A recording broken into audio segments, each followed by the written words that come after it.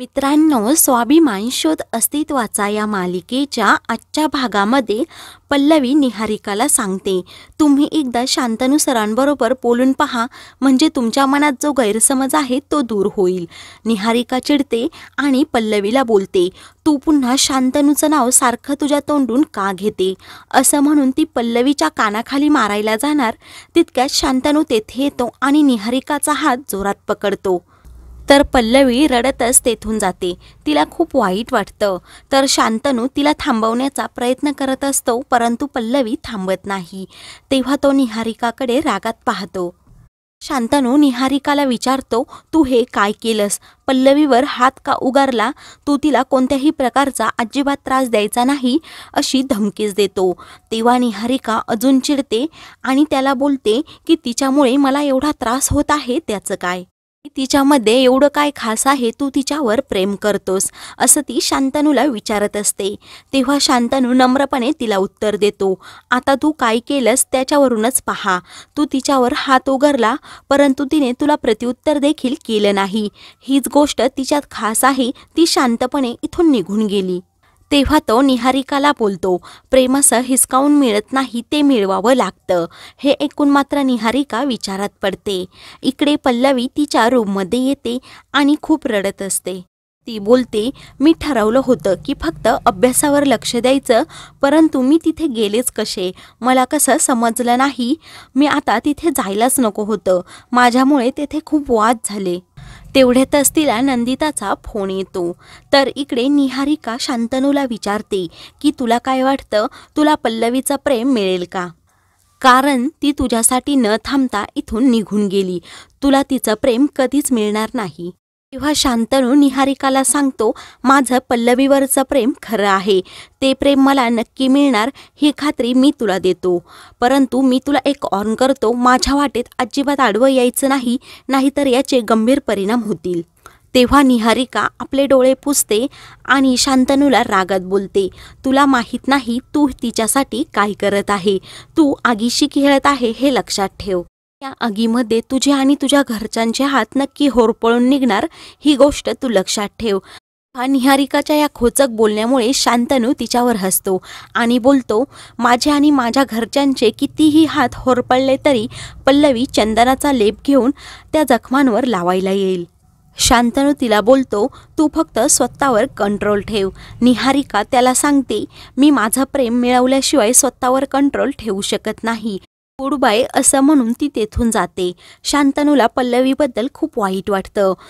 तो खिशातून पल्लवीचा फोटो काढतो आणि तिच्याकडे प्रेमाने पाहत असतो.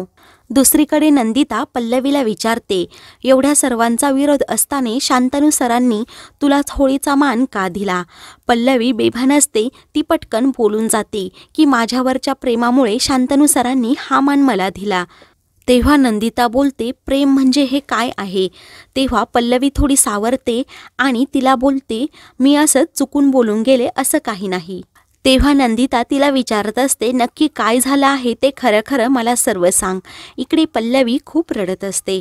तेव्हा ती नंदिताला सांगते की शांतनू सर माझ्यावर प्रेम करतात. शांतनू सर आणि निहारिका मॅमची ज्या दिवशी एंगेजमेंट होती त्या दिवशी त्यांनी माझ्यावरचं प्रेम सर्वांसमोर कबूल केलं आणि माझ्याच बोटात एंगेजमेंटची रिंग घातली. त्यामुळेच हा साखरपुडा दोघांचा मोडला. हे ऐकून नंदिताला खूप मोठा धक्का बसतो. त्यावर नंदिता थोडी स्वतःला सावरते आणि तिला विचारते की तू याबद्दल काय करायचं ठरवलं आहे. तू शांतनू सरांना काही उत्तर दिलं की नाही. मला याची थोडी कल्पना होती, परंतु एवढं सर्व काही घडेल याचा मला काहीच अंदाज नव्हता. तेव्हा पल्लवी सांगते, मी अजून त्यांना काहीच उत्तर दिलं नाही. तर नंदिता तिला त्यावरचा उपाय सांगते की ती खूप मोठी माणसं आहेत, तू या वादामध्ये अजिबात पडू नको, म्हणून ती पल्लवीला काळजी घ्यायला सांगते. तेव्हा पल्लवी सांगते, आता मला एकच गोष्ट माहीत आहे, शांतनू सरांसमोर जायचं नाही. दुसरीकडे सुपर्णा, मोठे काका आणि प्रदीप घरात खूप रागात असतात. ते शांतनूची वाट पाहत असतात की शांतनू कधी येतो. तितक्यातच शांतनू घरी येतो. सर्वांचे पडलेले चेहरे पाहून सुपर्णाला विचारतो, तुम्हा सर्वांना झालं तरी काय. सुपर्णा सांगते, मी तुझ्याकडे या नजरेने पाहते की मी ज्या शांतनूला तळहाताच्या फोडाप्रमाणे जपलं, तो शांतनू हाच आहे का. तेव्हा शांतनू सुपर्णाला विचारतो, मोठी आई तू अशी का बोलतेस? मोठे काका शांतनूला बोलतात, ती काही चुकीचं बोलत नाही. कारण महाजनांसमोर आज आमचा खूप अपमान झाला आहे. मी खूप विनवण्या करून महाजन इकडे आले होते आणि तू काय केलं, आमचा फक्त अपमान केला. शांतनू बिनधास्तपणे बोलत असतो की ते तिकडे येणार आहेत याची कल्पना मला का देण्यात आली नाही. हे ऐकून मात्र सुपर्णाला धक्का बसतो, कारण शांतनूने तिला जाब विचारलेला असतो.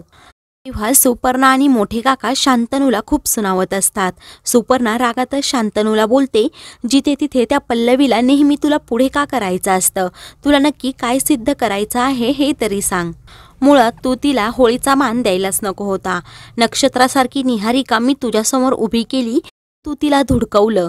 तेव्हा शांतनू सांगतो, माझं पल्लवीवर खूप प्रेम आहे. मोठे काका आणि सुपर्णा त्याला सांगतात, परंतु पल्लवीचं तुझ्यावर प्रेम नाही. शांतनू सुपर्णाला सांगतो, त्या मुलीचं माझ्यावर खूप प्रेम आहे हे मी सिद्ध करून दाखवेल. सुपर्णा बोलते, तुला दिलेली मुदत संपत आली आहे, तू लवकरात लवकर ते सिद्ध करून दाखव. सर्वजण तेथून जातात. शांतनू मात्र विचार करत राहतो. दुसऱ्या दिवशी शांतनू सर्व स्टाफसाठी आणि पल्लवीसाठी खास मिठाईचे बॉक्स तयार करत असतो. पल्लवीच्या मिठाईच्या बॉक्सवर त्याने लिहिलेलं असतं की आपण लवकरच भेटू, तुझा शांतनू सर. तेव्हा तो बोलतो की लवकरच तू माझ्यावरचं प्रेम पण व्यक्त करशील, असं म्हणून तो गालातल्या गालात हसत असतो. तर इकडे बबन पल्लवीच्या रूमचा दरवाजा वाजवतो. पल्लवी दरवाजा उघडते. बबन पल्लवीला मिठाईचा बॉक्स देतो आणि ही मिठाई छोट्या सरांनी दिली आहे असं सांगतो. इकडे कॉलेजमध्ये सर्व स्टुडंट रंग खेळत असतात आणि नाचत असतात. तेव्हा बाहेर काही मुलं उभी असतात, ती कॉलेजमधली नसतात. तेव्हा ती वॉचमॅनजवळ येतात आणि त्यांना बोलतात, आम्हाला आतमध्ये जायचं आहे. तेव्हा वॉचमॅन त्यांना आतमध्ये जाऊ देत नाही. ती मुले ठरवतात मागच्या भिंतीवरून उडी टाकून आतमध्ये जायचं. दुसरीकडे सुपर्णा कॉलेजमध्ये आलेली असते. शांतनू नव्या बिल्डिंगचं काम कसं चाललं आहे हे आपण आता पाहूयात सुपर्णाला सांगत असतो. तेवढ्यातच बबन तेथे येतो. तो मोठे काका आणि सुपर्णाला पाहून शांतनूला सांगतो, सर मी नंतर येतो. तेव्हा शांतनू त्याला सांगतो की तू लगेच ये. त्याच्या हातात मिठाईचा बॉक्स असतो. तेव्हा बबन सांगतो, पल्लवीताईने मिठाई घेतलीच नाही. तेव्हा शांतनू ठीक आहे असं बोलतो. त्याला खूप वाईट वाटतं. तर सुपर्णा रागातच शांतनूला विचारते, तू तुझा हट्ट अजून सोडणारच नाहीस का? कारण तू दिलेली मिठाई त्या मुलीने परत पाठवली. तेव्हा शांतनू सांगतो की आज संध्याकाळपर्यंत शिरशेकर ही मिठाई नक्की खाणार. सुपर्णा रागात बोलते, हे कधीही शक्य नाही. तर शांतनू खात्रीने सांगतो, हे मी शक्य करून दाखवणारच. इकडे पल्लवी हॉस्टेलवर असते. तेवढ्यात वैदही तेथे येते आणि तिला सांगते, सर्वजण रंग खेळायला तुझी वाट पाहत आहेत, थोडा वेळ तरी चल. परंतु पल्लवी नकार देते. तर वैदही तेथून जाते. इकडे शांतनू मिठाईचा बॉक्स घेऊन हॉस्टेलमध्ये येतो. त्याला पल्लवीला मिठाई द्यायची असते. तेवढ्यातच समोरून तो पल्लवीला येताना पाहतो आणि पल्लवीला थांबवतो.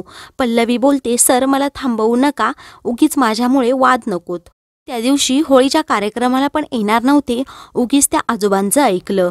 उगीच कुणाचेही सल्ले आता मला नकोत, ते आजोबा कुठे दिसत नाहीत असं ती शांतनूला विचारते. शांतनू खूप गोंधळतो आणि असं म्हाताऱ्या माणसांना बोलायचं नाही, आपण लहान आहोत असं पल्लवीला सांगतो. तेव्हा पल्लवी बोलते, ते जाऊ द्यात, मला तुमच्याबरोबर आता बोलायचं नाही आणि मी तसं ठरवलं पण होतं. म्हणून पल्लवी नंदिताकडे जायला निघते. तेवढ्यातच तिचं लक्ष पर्सकडे जातं. ती पाहते तर पर्समध्ये मोबाईल नसतो. तेव्हा शांतनू काय झालं विचारतो. तर पल्लवी सांगते, माझा मोबाईल रूममध्येच राहिला आहे. परंतु तिच्या रूमची चावी आतमध्येच अडकलेली असते. तेव्हा ती डोक्याला हात लावते आणि बबनकडे दुसरी चावी असेल या विचाराने तिकडे जायला निघते.